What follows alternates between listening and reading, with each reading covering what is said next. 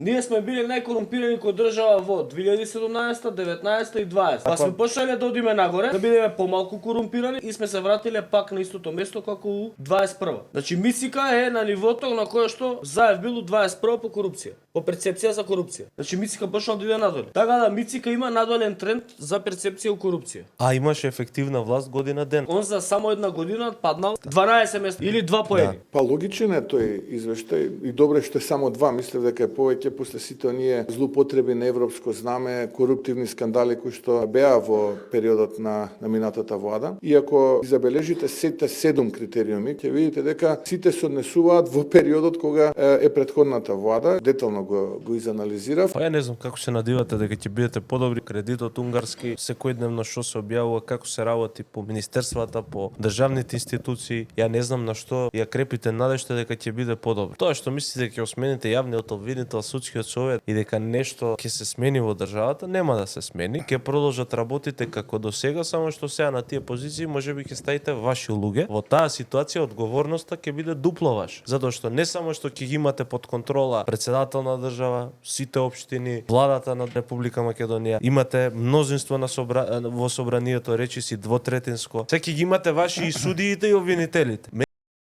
Кога се тоа ќе го направите, кој ќе биде крив?